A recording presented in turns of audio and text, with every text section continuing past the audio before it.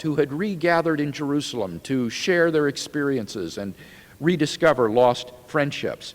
Now, I had visited concentration camps in Europe and had heard stories of the Holocaust before, and I thought I was beyond shocking by further tales of horror. But as I viewed these interviews, I found that I was not. One woman, for example, told of how she was incarcerated at Auschwitz and was forced, because she was a nurse, to become the gynecologist at Auschwitz. She noticed that Dr. Mengele housed all of the pregnant women together in a certain barracks, and some time passed and she no longer saw any of these women. She made inquiries. What happened to the women who were housed in that barracks? "Oh, haven't you heard?" came the reply. "Dr. Mengele used them for vivisection." A rabbi told the story of a woman at the camp who had a small infant.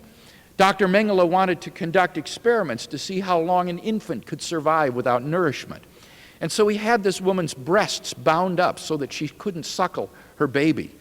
And every day the baby lost weight, which was eagerly monitored by Dr. Mengele. Desperately, this poor woman tried to keep the baby alive by feeding it bits of bread soaked in coffee, but all to no avail. Every day the baby lost weight, and each day Dr. Mengele weighed the baby to check its decline.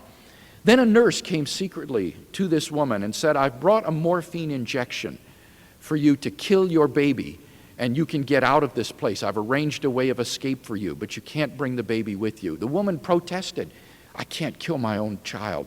She said, "Look, the baby is going to die anyway. At least save yourself." And so this mother felt compelled to take the life of her own infant. My heart was torn as I heard these stories. The rabbi at Auschwitz said that it was as though there existed a world in which all of the 10 Commandments were reversed. Thou shalt lie, thou shalt kill, thou shalt steal. Mankind has never seen such a hell. And yet, in a real sense, if God does not exist, then our world is Auschwitz. There is no ultimate right and wrong. All things are permitted. But no atheist, no agnostic can live consistently and happily within the framework of such a worldview. Finally, let's look at the problem of purpose in life. The only way that most people who deny purpose in life manage to live happily is either by making up some purpose for their life, which amounts to self-delusion, as we saw with Sartre, or else by not carrying out their views to its logical conclusions. For example, take the problem of death. According to the psychologist Ernst Bloch, the only way modern man lives in the face of death is by subconsciously borrowing the belief in immortality which his forefathers held to, even though he himself has no basis for this belief, since he does not believe in God. Bloch concludes, thus, this quite shallow courage feasts on a borrowed credit card. It lives from earlier hopes and the support they had once provided. But modern man no longer has any right to that support, since he rejects God. But in order to live purposefully in the face of death, he makes a leap of faith to affirm a reason for living. We often find the same inconsistency among those who say that man and the universe came to exist for no purpose, but just by chance.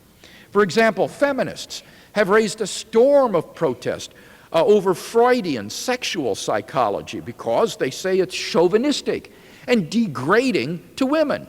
And some psychologists knuckled under and revised their theories. Now, this is totally inconsistent.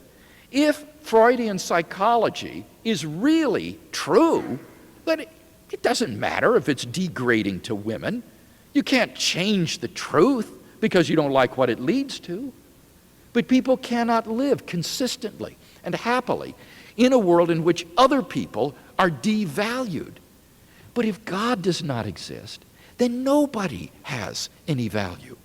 Only if God exists can one consistently support women's rights. For if God does not exist, then natural selection dictates that the male of the species is the dominant and aggressive one. Women would have no more rights than a female goat or a chicken has rights. In nature, whatever is right. But who can live with such a view? Apparently not even Freudian psychologists, who revise their theories when pushed to their logical conclusions. Or take the sociological behaviorism of a man like B.F. Skinner.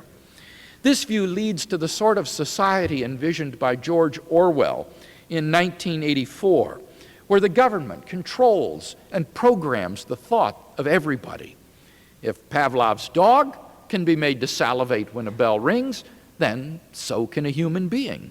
And if Skinner's theories are right, there can be no moral objection to treating people like the rats in Skinner's rat box as they run through their mazes, coaxed on by food and electric shocks. According to Skinner, all of our actions are programmed anyway, and if God does not exist, then no moral objection can be raised against this kind of programming, for man is not qualitatively different from a rat, for both are just the result of matter plus time plus chance. But again, who can live with such a dehumanizing worldview? Or finally, take the biological determinism of a man like Francis Crick. The logical conclusion is that man is like any other laboratory specimen. The world was horrified when it learned that at camps like Dachau, the Nazis had used prisoners for medical experiments on human beings. But why not? If God does not exist, there can be no objection to using people as human guinea pigs.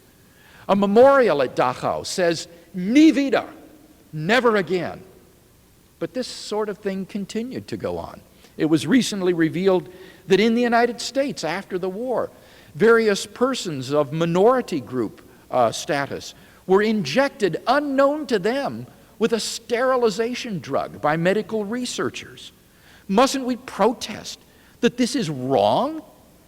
That people are more than just electrochemical machines? The end of this view is population control, in which the weak and the unwanted are killed off to make room for the strong. But the only way we can consistently protest this view is if God exists. Only if God exists can there be purpose in life. And thus, as one modern writer has said, if God is dead, man is dead too. Man cannot live consistently and happily as though life were without meaning, value, and purpose. The finite world alone is insufficient to maintain a happy and consistent life. But that throws us on to the third and final alternative. And this is to challenge the worldview of modern man, to maintain that God does exist and that life does have meaning, value, and purpose. This is the position of biblical Christianity. Biblical Christianity thus provides the solution to the predicament of modern man. For according to the Christian worldview, God does exist, and life does not end at the grave. And therefore, biblical Christianity provides the two necessary prerequisites for a happy and consistent life: God and immortality. According to the Christian worldview, life does have meaning because mankind is made in the personal image of God, and our destiny is to know God and enjoy Him and His love forever. Life has value because God's own holy and righteous nature is the absolute standard of right and wrong, good and evil. And that nature is expressed toward us in the form of His divine commandments, which constitute for us our moral duties. And thus the moral choices we make now in this life are filled with an eternal significance. Finally, life has purpose. As the Westminster Catechism says, the end of man is to glorify God and to enjoy Him forever. And thus, biblical Christianity succeeds precisely where atheism breaks down.